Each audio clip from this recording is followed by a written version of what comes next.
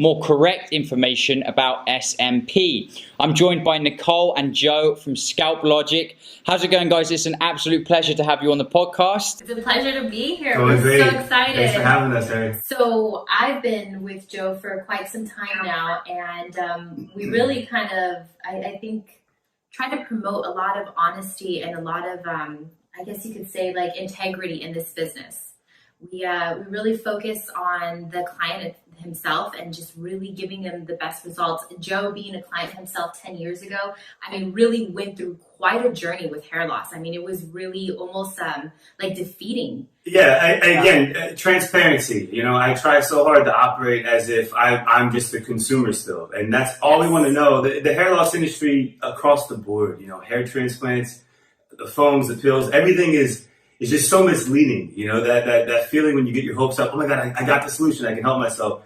It doesn't seem to be real. And I feel like SMP is the real thing. When it comes to finding like a liberating solution you can just forget about. So, yeah, we're obviously very, very passionate about that, and very passionate about being honest. It's hard enough to educate, but there's so much misinformation, so many false claims. It makes it even tougher. Yeah, I totally agree. I think we've spoken before about how the advertising and certain companies, the way they sort of really go for guys, right, at their lowest point, easy targets for all sorts of, like you said, they're scams, you know, because they do exist. They may take an ounce of truth in some elaborate study, right, that it may show results. And, you know, guys are looking for anything and everything to help them hold on to that hair. And so, yeah, I think it's a great thing you're trying to do, you know, trying to just bring truth to it. Really similar values with myself. You've been in this industry now for 10 years. Why do you think it's a really great choice for a lot of guys, you know, who are suffering with hair loss and have gone bald? What I know about hair transplant, about all the remedies, I would still to this day just do SMP or just shave my head and be bald, because I think, in my opinion, everything else looks, you know, fake. It doesn't look. It doesn't give you that liberation where you just know in any element, any lighting, any circumstance, something can come right up close, and you still look like, you know, like your real hair. Yeah, I think that's the interesting thing for me with SMP. It's the closest thing, of course, to just fully embracing it, which you know is what I'm all about. I honestly think that's just the best option for most people. So if someone comes in, right, let's say, and you can see from the way they're talking about it, that SMP might not give them that relief that they're after. Will you still do it, or will you kind of suggest, like, you know, you need to maybe work on this mental space you're in to be fully comfortable with it? It really is a journey. It's a process that they're going through, and psychologically, they're going through so much. They're thinking, okay, first of all, they're getting their hopes up, seeing if this is actually going to work. And a lot of guys that are really addicted to wearing a hat. I mean, we have some clients that have hats in every single color with every single outfit. Even after they have the SMP, some of them, it'll take a little bit longer to, okay, I can actually put my hat away. I can choose to wear the hat, but not because I have to wear the hat at this point. And some guys just, I mean, from the moment they walk in, they really can't shake your hand. They really don't look you in the eye. And then by their third session, they walk in a completely different person. Some guys really don't struggle with it, and it's really just to enhance what they already have and to make them just like a booster. But then other guys, I mean, it will run them over like a truck. Everyone takes it a little bit differently. I always explain it when I talk to guys. I was like level 10 extreme, meaning it really just made me depressed. It instantly made a negative impact on my life. I was putting makeup in my hair 12 years ago. I was 21 years old, hiding from my girlfriend. So I think just shaving your head and getting over the fact that this is real, I actually am losing my hair, whether you're 20 or 40, that's tough in and of itself, you know, that is really tough. But I think SMP, in probably 80% of cases, I'd say, to throw a number out there, you know, is the solution. It makes someone feel whole again, you know, feel like you're optimized, you're your best version of yourself still, even though you don't have the 3D texture of your hair. But still, you're right. Some of those guys, it hits them. Yeah. So I've been doing this for 10 years as an artist, and when operating a business, sometimes guys do some weird things, maybe some rude things, disrespectful, awkward. And I always remind Nicole, like, we're getting the weirdest version of these guys. You know, they're trying to address their hair loss. Like they it's a really uncomfortable situation for a lot of people. So we try to be mindful of that for sure. Yeah, no, I think it changes people, right? It changes people's whole personalities because it's an ordeal. Like you said yourself, you were level 10 extreme with it. And we've had loads of different guests talking about how it changed them. I've spoken about myself, how it just totally changed my personality, you know, and again, that's why SMP, it really intrigues me. And we know that, of course, hair transplants, it's not a cure.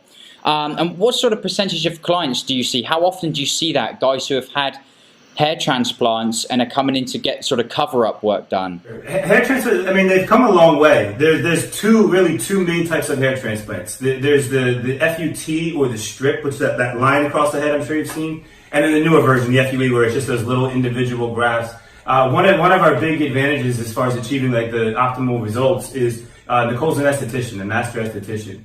So with hair transplant scars, because everyone's custom, we'll look at the severity of the scar. Is it raised at all? Is it indented? And we really work on that first and get the health of that back before we do the SMP work. And that makes like a night and day difference. I mean, you almost have to do it in most of those cases. SMP as a whole, we know has got way more popular and more advanced over the years. So with that, like advance in technology and the industry as a whole, have you seen a change in the sort of clients you're getting?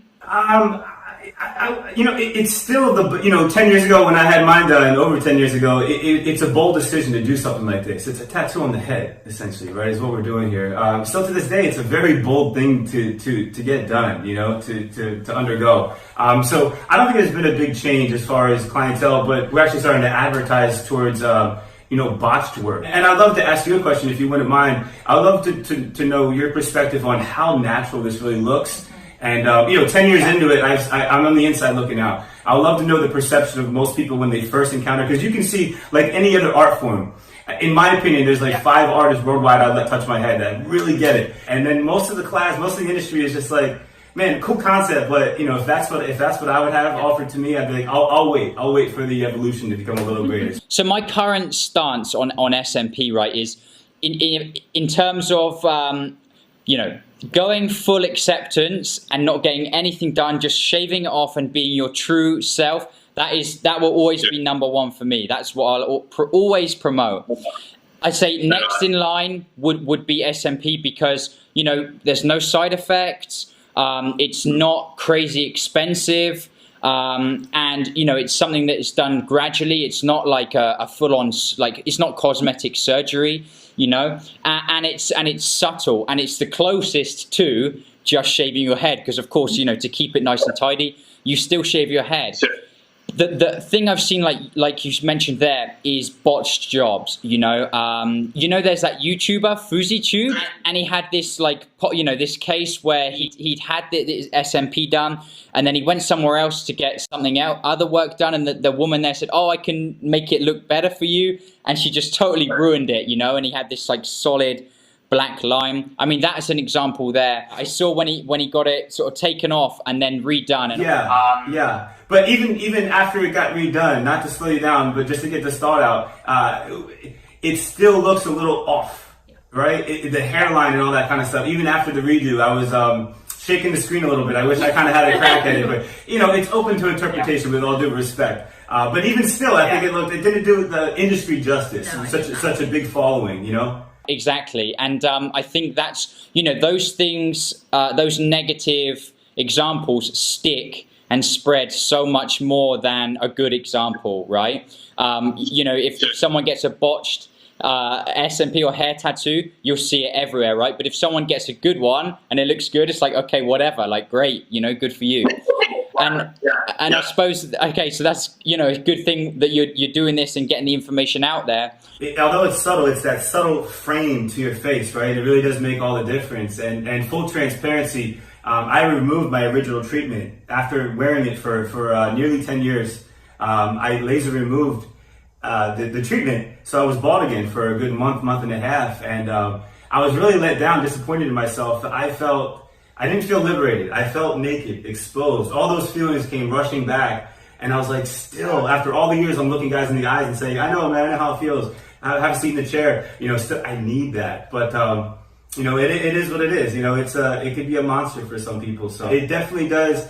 In some ways, you could argue it puts a blanket over, you know, the anxiety, the feel of lack. You know, if you do lose your